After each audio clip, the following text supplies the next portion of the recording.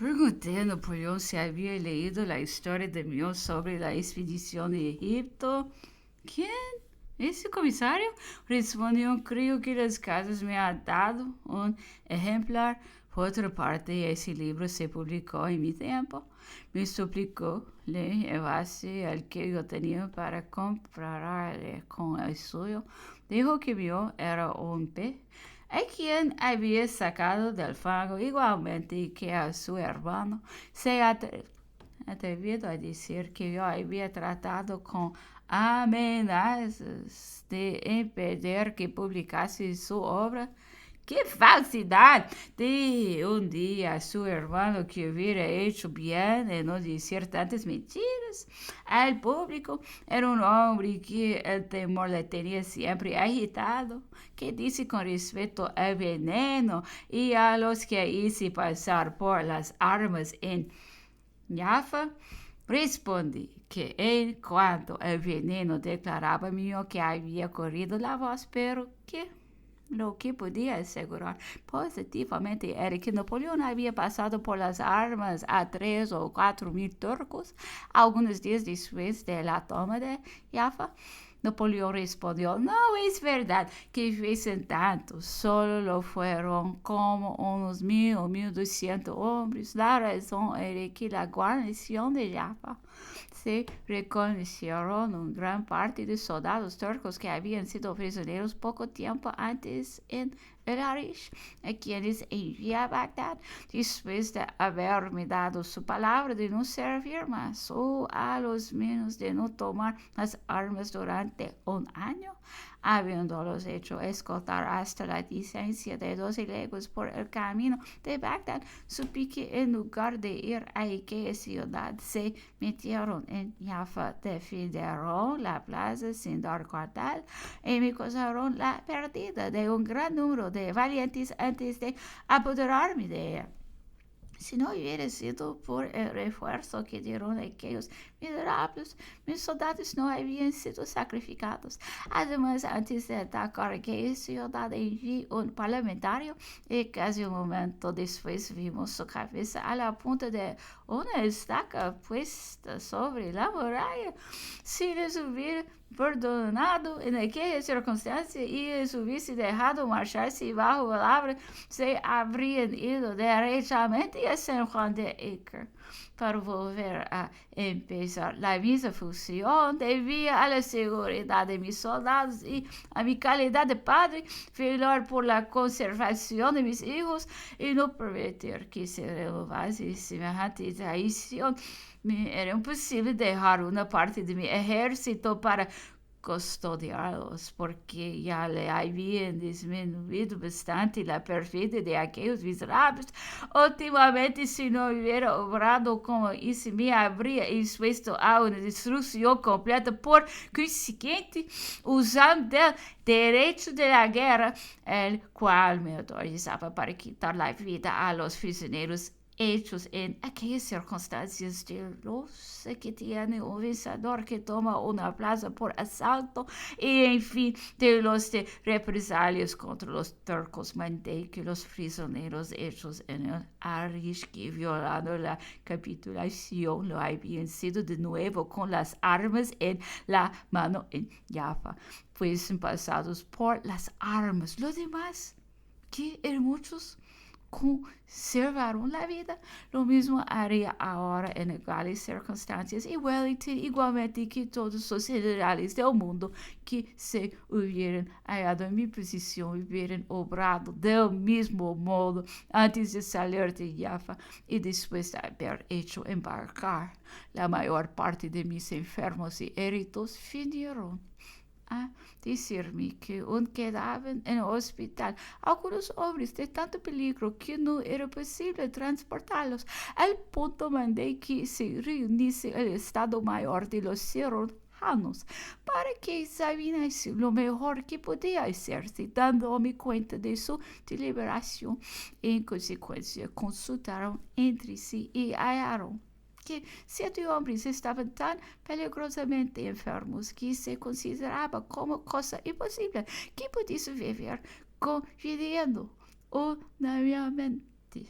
en que almas podían vivir de 24 a 36 horas, que además acometido de la peste, como lo estaban, contagiaron a cuantos soldados comunicasen con ellos mucho que tenían todo su conocimiento, pedían con instancia la muerte. Larry sostenía que era imposible su restablecimiento y que aquellas pobres gentes no podían prolongar su existencia más que algunas horas, pero como podían vivir hasta el momento en que llegasen los turcos y experimentar los crueles tormentos que aquellos bárbaros acostumbran a ejercer con sus prisioneros, opinaba que sería un acto de caridad el condescender con sus deseos y adelantar su muerte algunas horas. Jinetes no fui de la misma opinión, diciendo que su profesión era de curar los enfermos y no la de matarlos. Larry vino en busca de mí al momento y me comunicó aquella oposición igualmente que las razones de Jeanette, añadiendo que eran justas, pero continuó Larry, estos hombres no pueden vivir más que algunos instantes y si quieres dejar una retaguardia para protegerlos contra las avisadas del enemigo, esto bastará.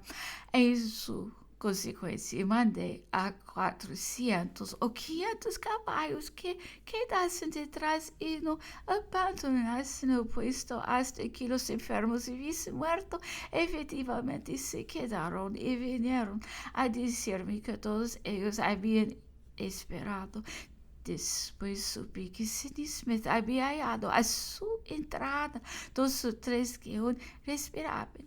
He aquí la verdad acerca de este asunto. Estoy persuadido que Wilson mismo sabe que ha sido engañado cuando dio el parte. Sidney Smith jamás ha sostenido semejante aserción. No dudo que la tal historia de envenenamiento la haya contado de gente que era un hablador. Quizá la abra mal y después la ha contado peor. Jeanette era un hombre de bien y aunque fue el primero que habló de esta historia, no me ofendí por eso.